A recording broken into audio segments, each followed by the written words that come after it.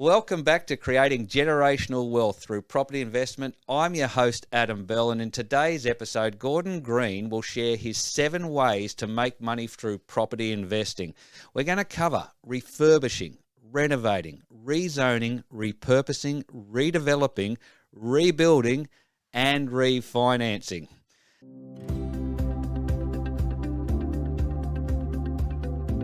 Welcome to Creating Generational Wealth Through Property Investment with Gordon Green. Gordon is a highly successful property investment strategist, and in each episode, he shares his knowledge and strategies that have helped thousands of everyday Aussies build a secure financial future through property investment. Remember, Gordon works one-on-one with all of his clients, so if a property investment is something you're keen to explore, then Gordon would love to put a bespoke property deal together just for you.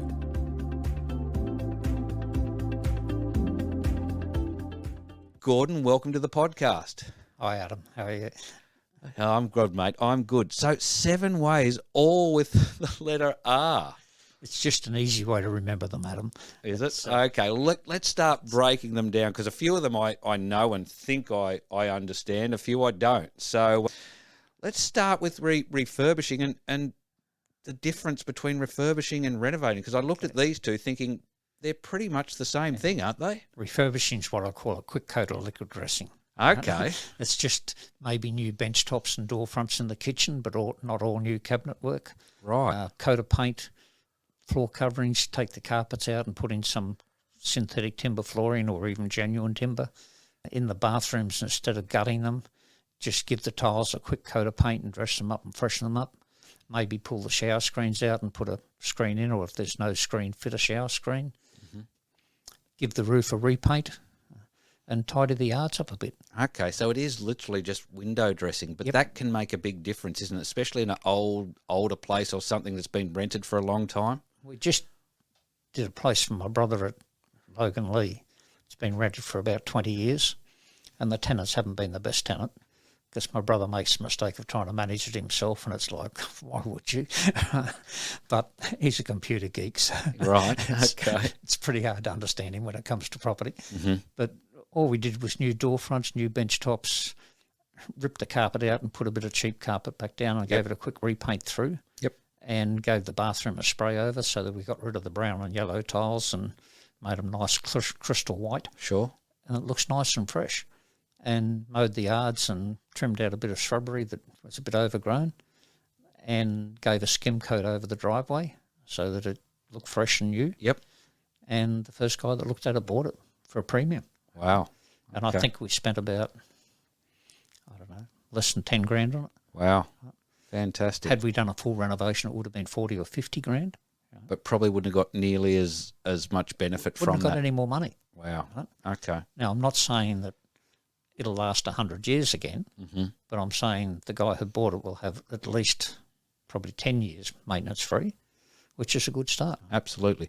Okay, so renovating then, I'm guessing then that just means it's not all the window dressing stuff, but more structural. More in depth. Sure. If you do a proper renovation job, you're looking at the drainage, you're looking at the plumbing, you're looking at the electrical, you're looking at all the appliances.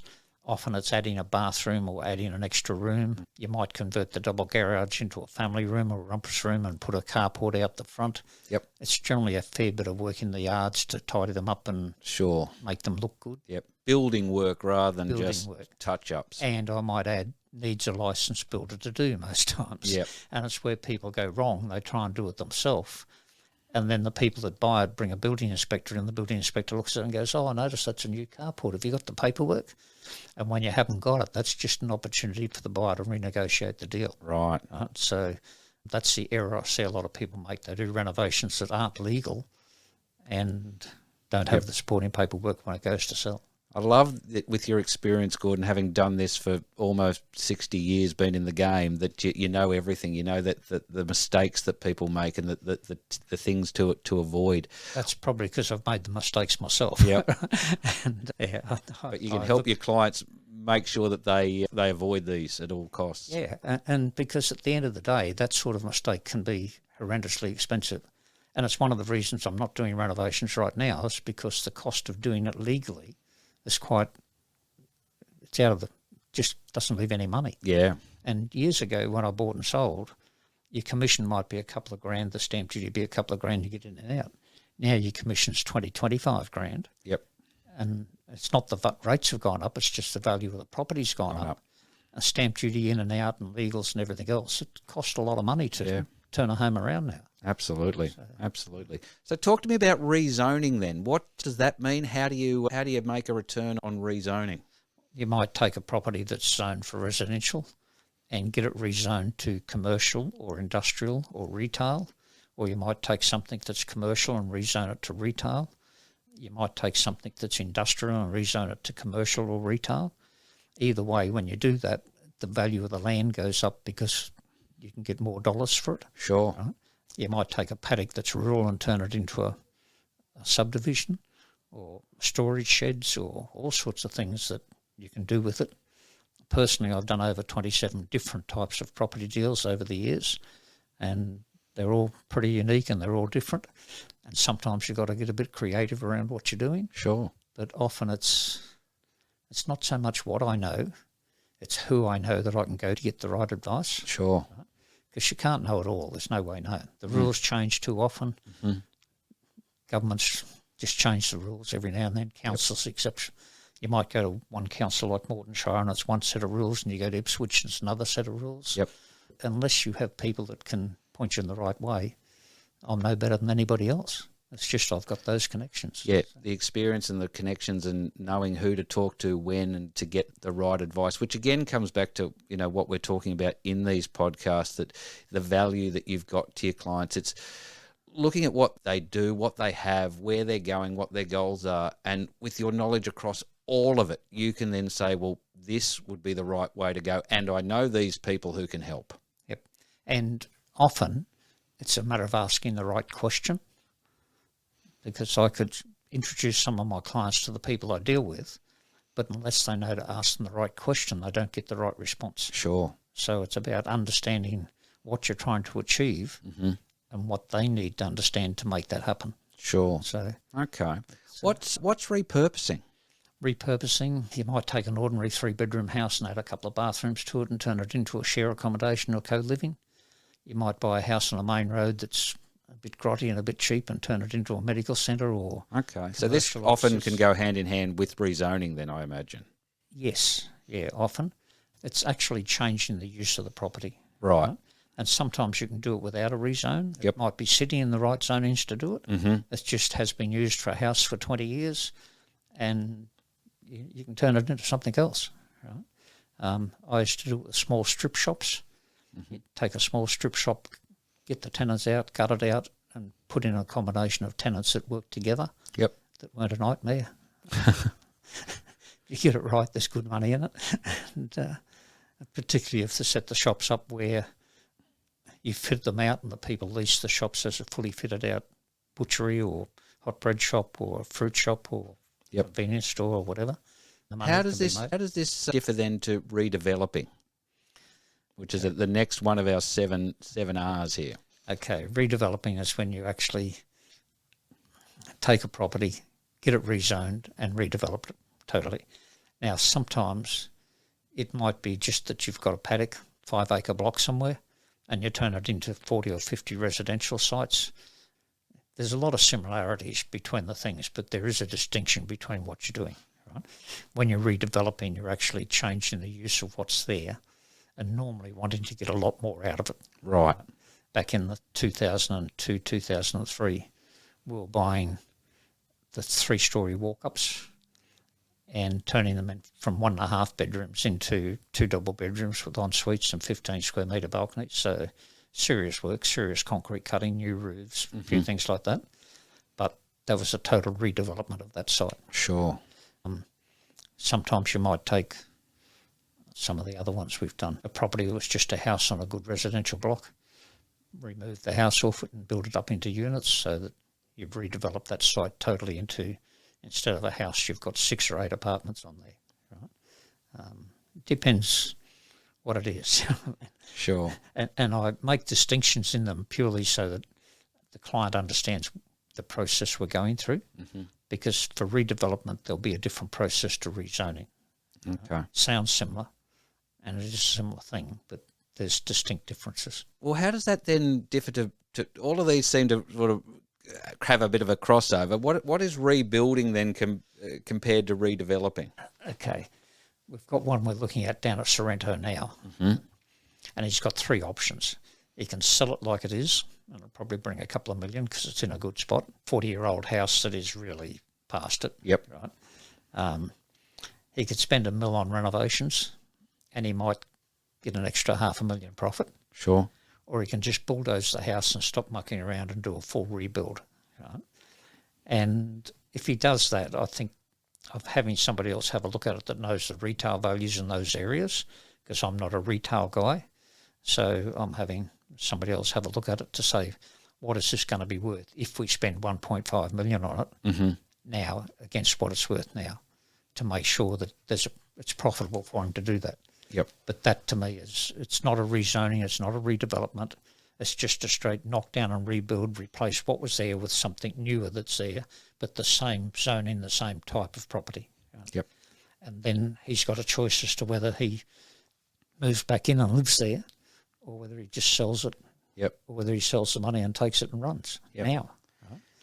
Your experience and your knowledge in all of these areas blows me away, Gordon. I think this is what we're trying to get across in this podcast to anyone listening, that no matter where you're at and what you've got, whether you've got a property, you don't, whether you sit down, you talk to them one-on-one, you're a consultant as well as being able to do everything beyond once the deal starts to happen, but work out where they're at, what they need, what their goals are, and whatever they have, you can use any one of these 7 to get a deal together that is going to give them their best return based on their needs and their goals and what they have, which is absolutely fantastic. It's not about the most money. It's about the optimum use of what they've got. Right? And it's really making the best of everything that's out there. Now, that doesn't mean you're going to make more money doing that, but it's the optimum return on your money. How much money do I have to outlay and what time frame is that tied up for as to what I'm getting back? Yep. Because it's all about return on investment. It's not about yields. Yep. Right? I hear people talk about yields on investment property and I go, amateur, because if they really understood property, all they're focused on is the return on the investment. And my old bank manager, when I was 23, he was 62, he used to say, even that's not right. What you've really got to focus on is the return of your money, not the return on your money. Wow. And he was so right. Yep. All right, number 7 in our 7 ways to make money from property investing is refinancing.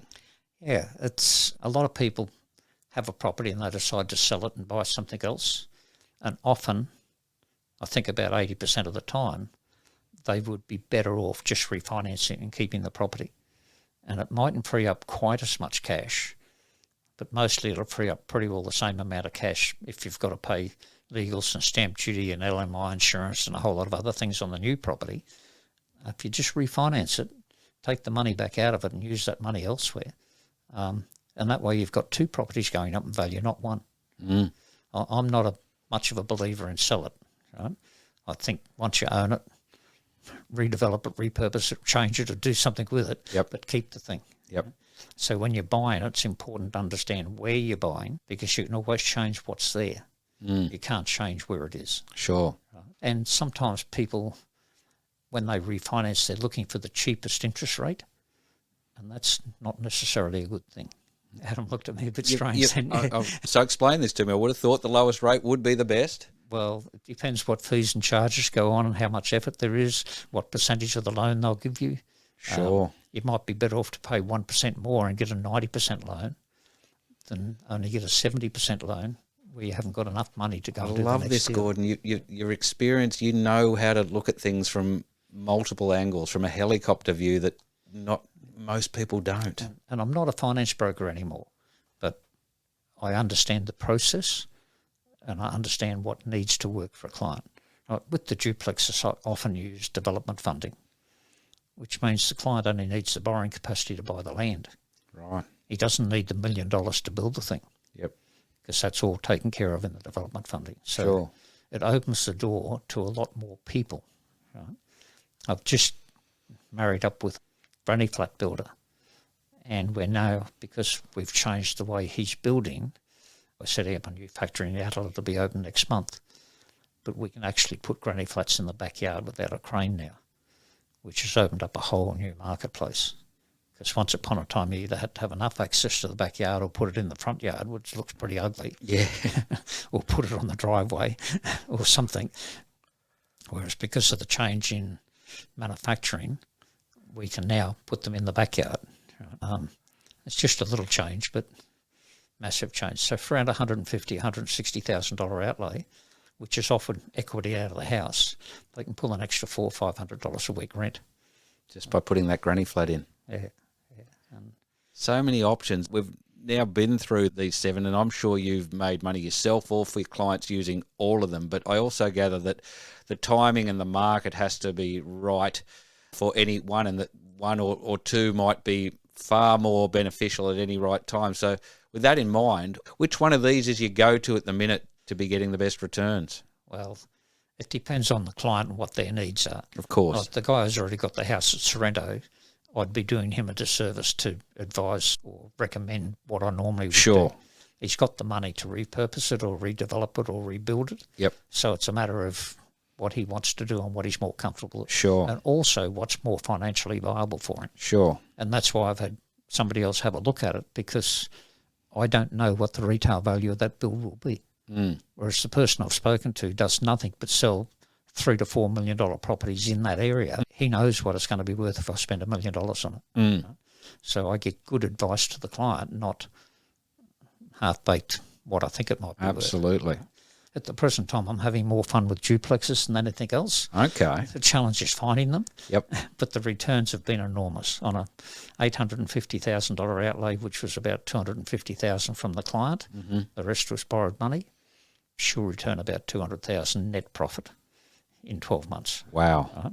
Wow. The one down in Coffs Harbour was $1.4 million, which was about a $400,000, maybe $450,000 outlay from the client, using existing equity in a property, so it wasn't even cash. You just had to borrow the money. Yep. That's returning. It's cost us $1.4 million, and we've got both on the market for $985 at the present time, which it will achieve. And because of the nature of what it is, he's not going to keep one. He's going to sell both. Right. Which will create a little bit of a tax problem, but that's up to his accountant to work out. Sure. Yep. But we look at it and say, should he keep one, and the return on it for rent is not enough to justify the amount of money that's tied up. Sure. So he's better off to roll both out, take his profit, and go and do it again. Sure. Well, look, this is something I'd really like to delve into a bit deeper, because I know you've done a fair few of these recently, and it is a fantastic way to get a great return really quickly. So I think for anyone listening now who wants to know more about what I'm dubbing Gordon's duplex deal, we will be doing a future full episode where we talk that through in great detail, because if we can find the spot is what I'm understanding, Gordon, then this is an absolute winner in the present market conditions. Yeah. How long it's going to be there for is another question, because a month ago I sourced out 11 blocks of land. Today there's 2 left. Right. Yep. And I've only sold one of those, so Sure. somebody else is doing it as well. Sure. Well, look, if you're out there listening, and you can see here just how much Gordon knows about all the types of ways you can put a property deal together using these 7 ways to make money through property investing, and he knows the key people that can make this happen and looks after you from start to finish. So look, thanks for tuning in. If you're ready to apply these strategies to your investment, reach out to Gordon for a personalised consultation. In our outro this afternoon, you will hear Gordon's got his number there for you to contact him on, his website as well. Please do reach out. Gordon's more than happy to have a chat and find out where you're at and what he could do for you. So join us next time for more insights and tips on creating generational wealth. And until then, invest wisely and take care. Thanks, Adam.